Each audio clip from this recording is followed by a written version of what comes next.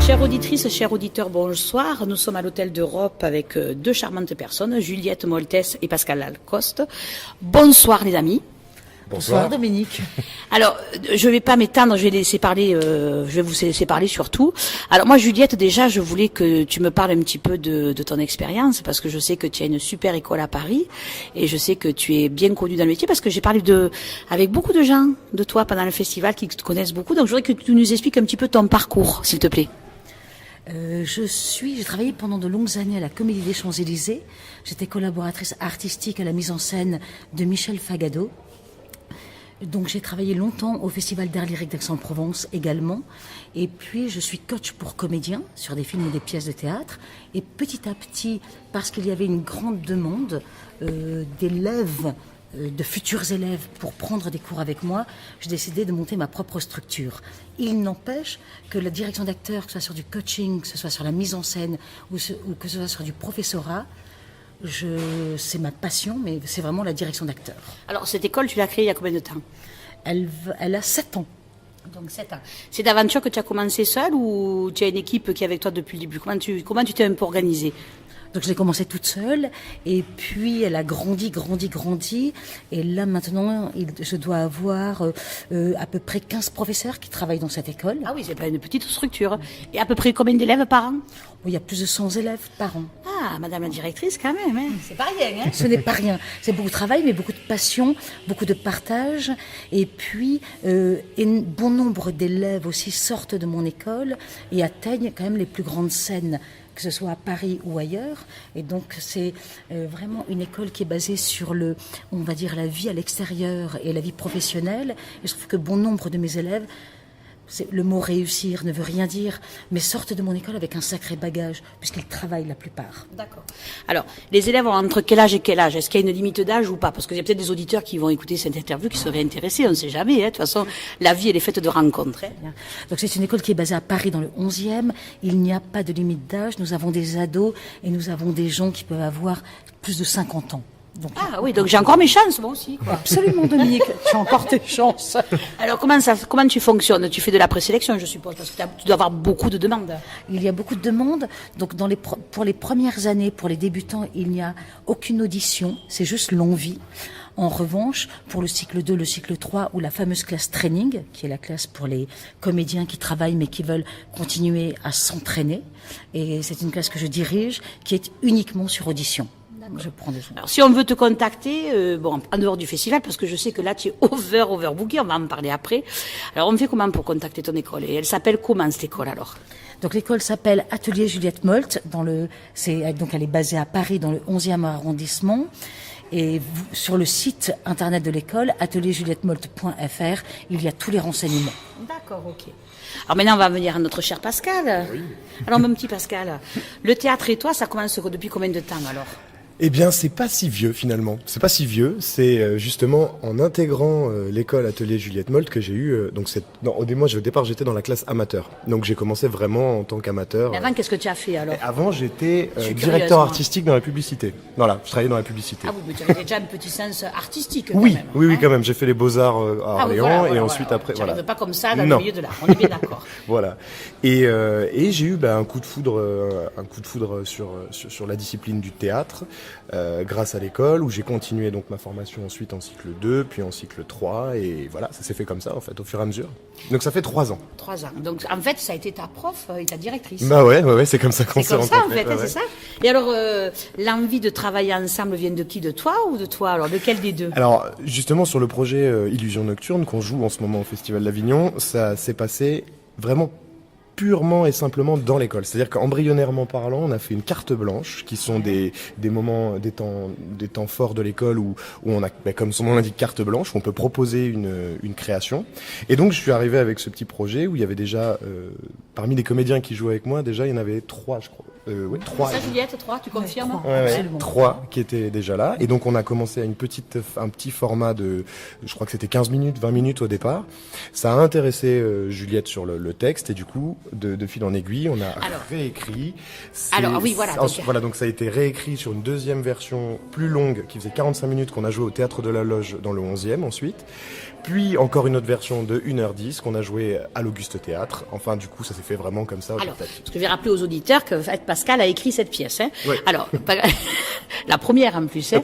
La première, et tu viens à Avignon avec tes gonflés quand même. Hein. Mais franchement, bravo quoi. Hein. Il faut tenter. Alors moi, Juliette, qu'est-ce qui c'est qui t'a inspiré pour arriver à rentrer dans cette réécriture? Et je sais que tu fais la mise en scène aussi. Raconte-nous un petit peu quel élément a fait que tu as eu envie de faire ça? Est-ce que c'est parce que ce sont des jeunes gens que tu as voulu aider, ou est-ce que c'est des sujets? Je pense que c'est un peu des deux, peut-être, non? Alors, effectivement, il y a un peu des deux, mais là, j'ai beaucoup aimé le texte, les thématiques, l'époque. C'est vraiment une époque, moi, qui m'interpelle. Oui, avant la Deuxième Guerre mondiale, c'est une époque... Moi qui m'interpelle, avec beaucoup de résonance par rapport au thème traité dans cette pièce.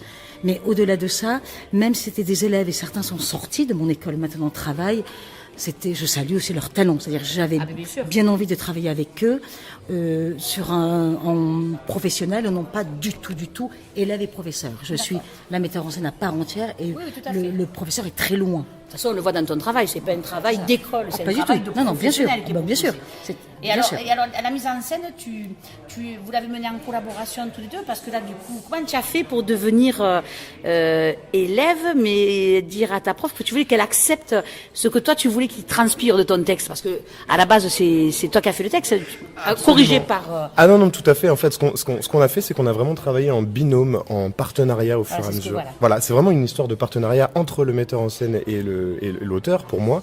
Et je trouve que c'est vital parce que c'est de là où naissent les choses, les améliorations, les choses qui impactent visuellement autant qu'à l'oreille. Enfin, pour moi, il y a eu une collaboration sur tout le long du projet. Ben oui, parce que ça se voit, parce que la mise en scène, elle est loin d'être amateur. C'est une mise en scène qui est bien menée avec du rythme. On va dans la longueur du texte, hein, parce qu'en fait le texte c'est ce qui porte le spectacle. C'est pas un spectacle de cabaret, c'est un spectacle où il y a un fond et de l'écriture. C'est ça, Juliette? Absolument.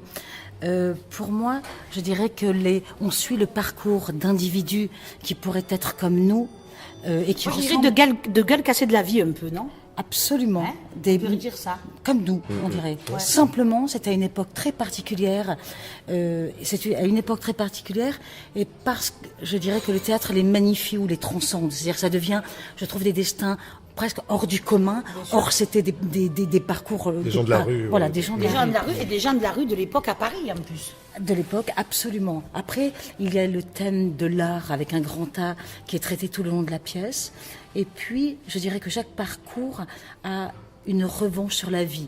Et quand je dis revanche, c'est pas du tout péjoratif. C'est envie de réparer, on reparle de résilience, envie d'avoir une meilleure vie. Et puis je pense que c'est aussi un challenge pour ces personnes qui sont autour de la pièce de faire quelque chose de nouveau et de créer quelque chose ensemble. Absolument. Et donc en plus vous, l'équipe, c'est ce que vous êtes en plus. Exactement. C'est ça, la fiction. Ça transpire vraiment la réalité et la fiction. Absolument. En fait, une bande qui décide de travailler ensemble et vous êtes dans l'euphorie de créer quelque chose et dans l'écriture de Pascal et dans la pièce en elle-même, on est bien d'accord. Absolument. Je me suis pas trompée. Donc et en fait, quand on voit ces gens, quand on voit la pièce qui pourrait être légère par moment, et on a voulu la rendre par moments légère, parce que je pense que en 1939, même si c'était compliqué, il y avait des moments légers dans la vie de tous ces individus. Mais oui, parce que les gens ne prenaient même pas conscience de ce qui se passait. Donc la légèreté et puis même s'il y avait une souffrance ou un manque d'argent ou un manque, ils avaient besoin de vivre. Et moi, je voulais absolument retranscrire. Voilà pourquoi il y a la scène du 14 juillet. Voilà pourquoi il y a toutes ces scènes aussi colorées, ou qui chantent ou qui dansent. Et en même temps, je voulais que tous les panneaux ou toutes les tentures soient des tableaux, rappels. Tout le temps de l'art, et ce qui est très hein? marquant aussi, on parle de prostitution, on parle de sujets qui sont lourds, mais où le spectateur peut prendre des leçons de vie et comprendre, parce qu'il y a la naïveté de la fille. Complètement. J'aimerais bien que tu en parles d'ailleurs de cette partie-là. De ce personnage. peut-être qui est ce que tu viens de dire tout à l'heure, Une gueule provinciale cassée. qui arrive. Oui, une provinciale, mais qui a beaucoup de souffrance, Ouais, exactement. et en même temps peut-être qui n'a pas la culture Bien comme sûr. à l'époque, Exactement. et donc qui n'a pas le savoir, Exactement. mais par contre qui a l'acquis de la vie, parce que c'est quelqu'un qui avait plus je pense, vécu que la plupart des gens. Et voilà. Et je trouve que c'est tragique dans tous ces parcours, parce il y a beaucoup d'espoir tout le long de cette pièce. Bien sûr. C'est léger, il y a beaucoup d'espoir, et en même temps on sent que c'est latent, que quelque chose va se passer. Que quelque chose va se passer. Ouais, quelque chose Et ça, c'était voulu dans ton écriture, je suppose, Absolument. de Ouais, complètement. pouvoir transcrire ce côté un peu léger à un moment donné et le côté un peu plus dramatique à la fin. Absolument, ouais, parce que pour moi, je trouve que c'était au-delà du côté dramatique de l'époque. En plus de ça, l'urgence de vivre, comme tu disais Juliette, elle était tellement forte, elle était tellement présente, et il y avait tellement ces envies de réussite et de revanche sur la vie, dans le sens d'être heureux en fait, de vivre bien, que du coup j'ai voulu qu'il y ait un balancier, une dramaturgie un peu plus sombre qui plane un peu par-dessus Et alors, ces gens. le petit tract que vous distribuez, qui a eu l'idée de faire ce tract, c'était dans l'écriture ou c'était quelque chose qui est arrivé Le tract, tu veux dire le visuel? Ouais, non, le petit tract le que oui. donne Benjamin Ah oui, dans la pardon. rue. Ah oui. Pas de Quand, paix. En noir et blanc, Ouais. comme on le dit si bien dans la pièce. Ouais, tout Ben à oui, fait. c'est le début du noir et blanc, c'est le début de la noirceur qui arrive en fait. Ouais, c'est tout ça à fait. Mais en fait, ce C'était dans personnage-là. l'écriture ou c'est toi, Juliette, qui a... C'était dans l'écriture par rapport à un moment quand le personnage parle de Guernica et de la peinture en noir et blanc, et je trouvais que c'était judicieux que évidemment les tracts soient en noir et blanc et rappellent ce que Picasso avait fait. Et vraiment distribué. Voilà, et les est distribuer. vraiment distribué. Voilà. Alors quand tu as écrit, est-ce que tu t'es inspiré de choses que tu as pu récupérer, lire? Comment tu as fait Alors, il y a eu un énorme travail de recherche par rapport à l'époque, puisque faut savoir que dans la pièce, il y a des personnages qui parlent énormément en argot de l'époque. Tout à fait. Donc ça a été un travail de recherche, puisque c'est pas quelque chose qu'on a encore quotidiennement. T'es parisienne toi ou pas? Alors de base non. Donc, je connais encore moins l'argot. Voilà, Pardon, ouais. c'est ça. De base non. Donc, mais j'ai fait pas mal de recherches aussi sur les milieux un peu de la rue de l'époque, parce que c'était des choses qui Ben n'étaient oui. pas forcément retranscrites. Tout à fait. L'univers des macros avec les prostituées de l'époque dans la rue. Je parle des cabarets de l'époque. On en parle plus, des cabarets aussi de qui l'époque. où il y n'existent avait- plus parce que t'es trop jeune pour les avoir connus, toi. Très très jeune pour le coup. Mais non, ouais, j'ai fait un long travail de recherche. Par contre, sur le fond, l'art en lui-même et l'importance qu'a l'art à cette époque, moi, la principale envie d'écriture de base sur ce sujet, c'est ce qui s'est passé avec Charlie Hebdo. Pour moi, ça a été la liberté d'expression qui est complètement attaquée spontanément, et ça m'a en fait tellement défini à partir de ce moment-là sur un combat où je me suis dit en fait, ça me rappelle ce qui s'est passé avec la montée du nazisme en fait. Ça me rappelle. En Allemagne, Avec les en autodafés, exactement. Il ne faut pas oublier aussi en Allemagne que par exemple, les joueurs de jazz étaient bafoués au début Voilà. du règne d'Hitler. Il faut Voilà. dire la vérité, ils étaient bafoués, ils ne pouvaient pas faire ce qu'ils voulaient, ils se Tout à cachaient fait. pour Le jouer. cinéma était censuré. était censuré.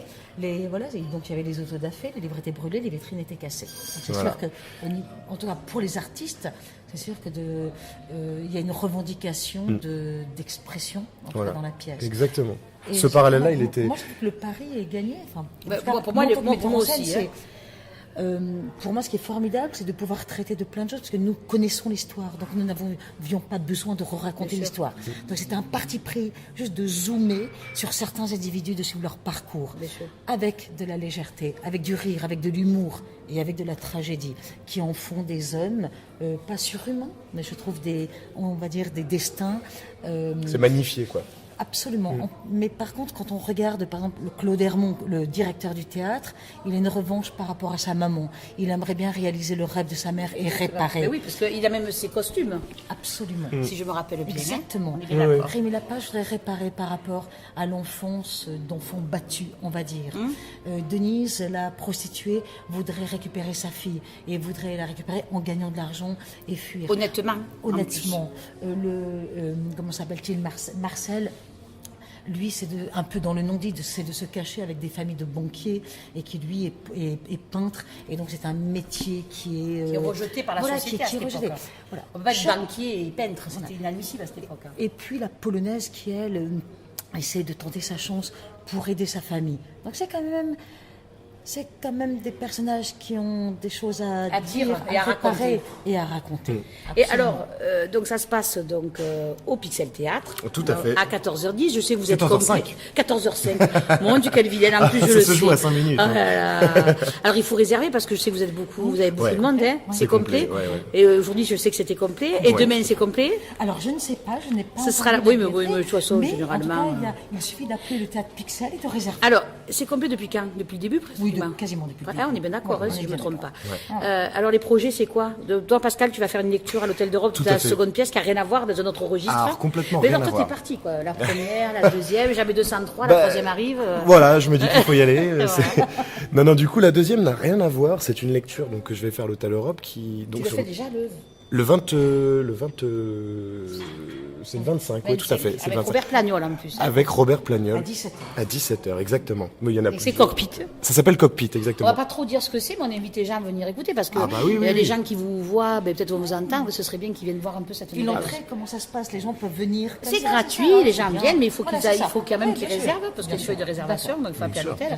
Alors les projets, c'est quoi pour l'avenir? C'est refaire une autre pièce ou continuer celle à Paris? Je pense que d'abord continuer celle à Paris. Ah oui. C'est une évidence qu'on a une réelle envie de continuer. Et, Et des pros intéressés pour la reprendre, il y en a? Bien sûr, Ouais, bien sûr. super. Et de faire une tournée. Ah ben ce serait le top, hein. Moi Ouais. je pars avec vous, hein.